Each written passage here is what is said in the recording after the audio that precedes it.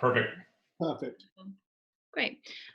So thank you very much, Ed, for inviting me to speak on behalf of Stripe Partners this evening. Tonight I'm going to share some findings from a recent project that we conducted. This is just a small segment from a much wider study that we did, and it's intended to provide a series of provocations rather than conclusions. So I'd really invite you to critique it and develop the ideas that I'll talk about at the end of the talk or afterwards. So to tell you a bit about the project, we were recently engaged by a tech company to conduct a comparative study about how 4 large tech organizations based out of Silicon Valley engage with geospatial data. So we were looking at how they're currently structured around geo internally, and also how they're set up to deploy geo to further their businesses in the future. And one component that emerged as a really significant part of the story was the changing profile of the OSM in relation to corporate organisations. So I'm keen to bring this to the table for discussion this evening, as I believe that many of you may be engaged with the OSM as editors yourself, and may be able to build on our ideas further. And these findings, as I say, are not conclusive, but more a series of observations, and that I hope provide some interesting provocations and on where open source mapping fits within corporate uses of geo. So I'm very open to hearing your views. A quick introduction to who we are. So Stripe Partners is an ethnographic research agency based in London. In fact, this is very close to the view from our office overlooking the Shard. We specialise in working with tech clients, and we do work for Intel, Google, Facebook, Spotify, among others. The majority of our work is human-centred research conducted through qualitative interviews and observations, and we do work internationally. So in the last year, research has taken me from exploring travel planning behaviours in Vietnam to working with the Greater London Authority to help plan the future of smart lampposts. That's just to illustrate that it's a very diverse role, and so I don't consider myself a particular specialist in geo, so we'll absolutely defer to you for that. So what did we learn during this project? So we were tasked with taking a comparative look at Google, Facebook, Apple and Microsoft, and exploring their approaches to how they acquire and use geodata. And if we look back at the strategies that they've employed in the past, we can see how Google and Apple have pursued efforts to build the map firsthand, while on the whole, Microsoft and Facebook have sought to build partnerships to supply their base layer map data. So Google have built much of the map data from scratch and continue to increase the quality and global spread of proprietary data that they capture. Apple famously tried and failed at patching together the map in 2012, and today we see their efforts to own more of the proprietary map data in their priority markets. And so they've announced that they will no longer be using TomTom's data to map the North American region. At the same time, Apple is leaning heavily on third parties such as the OSM for other regions where they don't have the same level of coverage. So these examples demonstrate that building a map is a cost and labour intensive process. It requires deep pockets and a long-term effort to build anything that could rival what Google or Apple have already produced. And mapping at this scale is therefore not an available option to most other companies unless designing for very specific localised uses. In our study, we consider how this battleground among big tech companies is either lost or won. In effect, for many, it's over. So this raises a question: how will geodata be sourced by big tech companies in the future? And the next generation of tech advances will require much more than a base layer map. For producing ambient location data or AR navigation, for instance, there are many other types of layers of data required for these technologies. However, base layer mapping is an essential ingredient for this next stage of the game, and the challenge of how these companies acquire it will not go away. So we observed the rising importance of maintaining good relationships with the OSM for Apple, Microsoft and Facebook, all of whom have a long-standing history of working with the community. And the OSM represents a rapidly growing data source, growing in scope and global coverage, and the quality of edits is increasing fast. This graph indicates that there's now over 1.4 million contributors per month. And throughout this research, we heard how if this growth rate persists, it's likely to become a viable source of base map data that could rival Google's dataset in the near future. So from corporate organisations, there's therefore obvious interest in how to grow a strong and healthy relationship with the board and its members. On the one hand, to secure their involvement in the community, and also to help it grow and to advance its mapping efforts. And this interest poses a question, which I kind of throw out to you as well, which is, what is the likely future or the desired future of OSM and corporate partners? So in interrogating this question, we observed that corporate involvement could flywheel the OSM's growth and boost it towards its goal of mapping the world. As indicated by this map of corporate contributions, corporate actors are already responsible for widespread mapping in many areas of the world that have previously been unsystematically mapped.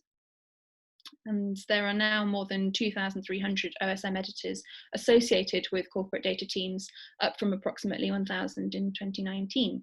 So this is proportionate with the large number of edits made by corporate editors. As of March 2020, nearly 17% of the global road network was most recently edited by a corporate data team member. And Facebook's release of its Rapid tool last year signals that there's an opportunity for corporate involvement for the community. And though I believe it's been met with some initial resistance from community members, we also heard that there are those who see a role for a mixture of machine learning and human editing in the way that map data is processed and for the OSM. So we see there to be a need for cooperation between the parties. The interdependence that we observe between the OSM and corporate organisations signals a need for cooperation from both sides. There were certain conditions that we identified for these relationships to succeed in the long term. The first is a shared ethos. So on the one hand, corporates must be careful that they reliably attribute OSM as a data source wherever it is used, and this is an ongoing battle which we hear is being fought. That they must embrace kind of transparency around stating who editors are and the origins of editors, even if employed by corporates through third parties. So stating clearly the origin of where edits are coming from is essential. And overall, we heard that showing cooperation with the OSM and meeting them kind of on their level wherever they are. So that's at events, speaking, sharing ideas, showing how they're supporting community editors. Giving permission for talks to be recorded was one thing that came out very strongly, and ultimately showing humanity for how the OSM works rather than using a data-driven approach.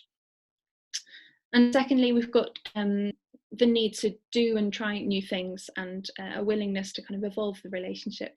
So corporate organisations must be open to being innovative in how they support the OSM and help it to grow. But ultimately, we see that a collaborative spirit must be embraced inside out from the community as well. So recognising that there's an opportunity to meet shared goals could help the OSM to thrive and to accelerate its mapping power in the next few years. So in summary, building partnerships for mapping data will be significant for shaping how geo is used in the next few years. Corporate organisations need to understand and embody the OSM's values and ethos thoroughly and be innovative in their ways of working together and seek to build trust. So I've landed on a few kind of closing questions to share with you, and I'm happy for it to be a kind of a two-way questioning in this next part. But firstly, how do you feel that the OSM should partner, or should it partner at all? And what more do corporates need to do to build trust and be useful? And here are my contact details if you're interested in continuing the conversation further after this. But I'll land on this slide. Well, thanks very much. I mean, let's see what questions are. Stephen, do we have any questions? We do. Hang on. So a question from me, Anna, Mhm. is, well, I've got two questions. The first one is, are you able to give, you talked about who your big clients are. Can you tell us who commissioned this work? Unfortunately, I can't disclose that, but it was a market study for a big tech organization. Right. Okay. Because have you spent much time on the OpenStreetMap Foundation mailing list? Not personally, no. Maybe that was. Well, We've spoken to lots of members, but I am not on the mailing list myself. okay. I'd suggest that you might want to have a look at the archives on the mailing list, because it just seems to me that there was a slide that you had which was about shared values, and I think you've got some fairly steep mountains to climb in reaching those shared values. But that was just my thought. Has anybody else got a question they want to ask Anna? The one question just came in. The question is, Anna, how would you answer these questions? Or do you see yourself as part of the community, or you're just observer of the community? And so do you have any opinion on how do you think OSM should partner with corporates? Well, I suppose the ethnographer is not meant to really put themselves in the situation themselves, but I think personally, through doing this study, I hadn't come across OSM before. I thought it seemed like a really exciting community that I had a lot of time for, and I mean, what is kind of exciting for me as an outsider to both of these worlds is seeing how there's talk about how the future of data could be more shared, more open, and because there was a very strong message coming through from the people who we spoke to representing the OSM. Maybe it was kind of optimism and desire for it to head in this direction, but signaling that it was that we were seeing seeing how corporates were kind of acknowledging an opportunity to kind of benefit from a more open system of data sharing. So it might be optimism, but I have hope that we might head in that direction as well. All right. Well, okay, I've got one more question here, just a quick one for Anna, which is from Alistair McLennan, and he's asking, will your findings or some kind of a report be published? We've kind of handed over our findings to our clients, so we won't be responsible for publishing it. It's likely to be kind of released internally at their organisation in the next month, so I can keep her posted as to whether it goes public. Yeah, whenever, if it does come out, then yeah, it would be great to show that via Twitter or via the newsletter. So sure.